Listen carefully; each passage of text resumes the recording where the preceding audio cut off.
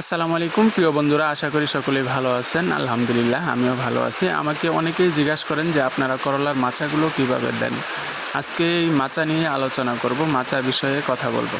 আমরা যে মাচাগুলো দিয়ে থাকি এটা অনেক সহজ পদ্ধতি, অনেক সহজ, এটা কোনো ভেজালের কোনো কাজ না।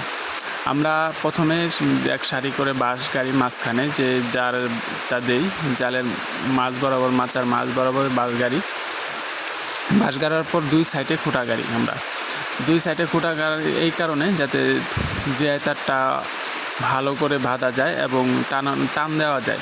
এর জন্য এই দেখতে পাচ্ছেন, এই যে এটা হলো খুঁটা এবং মাঝখানের খুঁটাও আমি আগে দেখাইলাম, মাঝখানের খুঁটা দেখাইছেন, এটা হলো দুই সাইডের খুঁটা। আমরা এটা দিয়ে জিআই তার বাঁধি, জিআই তার টানায় রাখি। যে আমার পূর্বে মাচা করা একটা মাচা আমি আপনাদেরকে দেখাই। এই দেখেন, এটা হলো পূর্বের মাচা করা।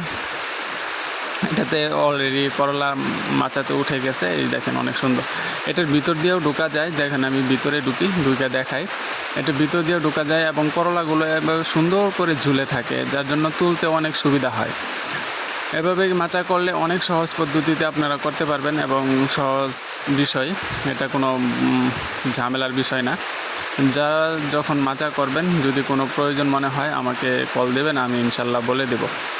এই মাচা দেওয়ার জন্য দুই তিনটা জিনিস দরকার। একটা হলো আপনার বাঁশ, একটা হলো আপনার জিআই তার, একটা হলো জাল। আমরা এই যে দেখেন জাল এভাবে জিআই তারের ভিতরে ঢুকাই দিয়ে আর দুই সাইডের থেকে আমরা টান দিই। এই জালটা হলো 15 হাত এবং মাঝখানের জায়গাটা হলো 8 হাত, জালটা হলো 15 হাত। আমরা এভাবে জালটা আনি, 15 হাত জায়গা জালটাই না নিয়ে আসলেই এভাবে হয়ে যায়। তো সকলে ভালো থাকবেন। আসসালামু আলাইকুম।